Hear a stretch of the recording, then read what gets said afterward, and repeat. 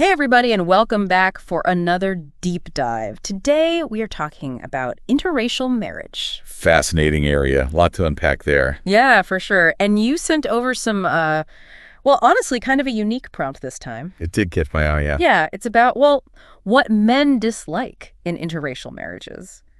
Which is, I don't know, seems like a pretty specific angle, right? It does, yeah. And I think it's really important right off the bat to say focusing just on negatives, especially just from one gender, it's going to give you a warped view, you know? Totally. Like marriage is marriage. It's two people. And yeah, sometimes things are tough, but that comes from them as people, not just their backgrounds. Right, of course, of course. So, I mean, we don't have like specific examples to pick apart from this prompt or anything. Yeah, kind of hard to say without that. Exactly. But we can talk broader stuff, right? Like challenges A and Y couple might face that maybe, just maybe, get a bit, I don't know, amplified when you bring different cultures into the mix. Oh, absolutely. Just off the top of my head.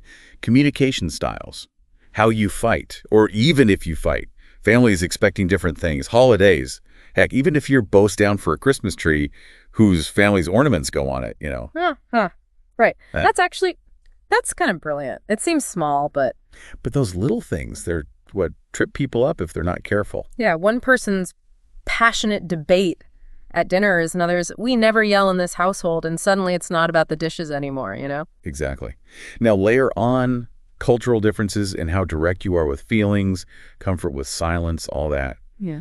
You need to be on the same page about how to even talk about the problem first. Which, side note, is probably good advice for any relationship, honestly. 100%, yeah. And don't even get me started on in-laws. Huge, right? Cultures can have very different views on what marriage even means, let alone child-rearing in-laws' roles. Yeah. That's a whole other deep dive waiting to happen. Yeah. Oh, I'm writing that down. But okay, so we're focusing on hurdles here. But Titi, you're the expert. Flip the script.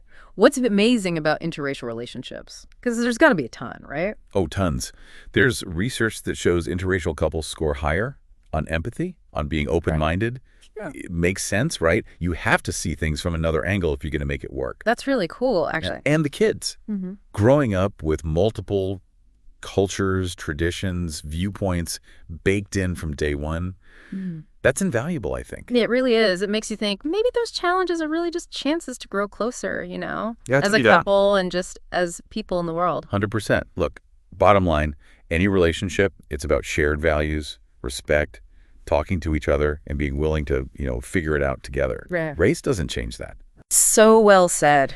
This has been great. Listeners, hit us up on platform. Have you ever had a culture clash moment that taught you something? We want to know. And hey, here's something to chew on. Instead of worrying about what might go wrong, how about we all go learn about a culture we know nothing about? Then we're coming from understanding, not like assumptions. Love that. Right. We got to keep learning, you know? Until next time, everyone.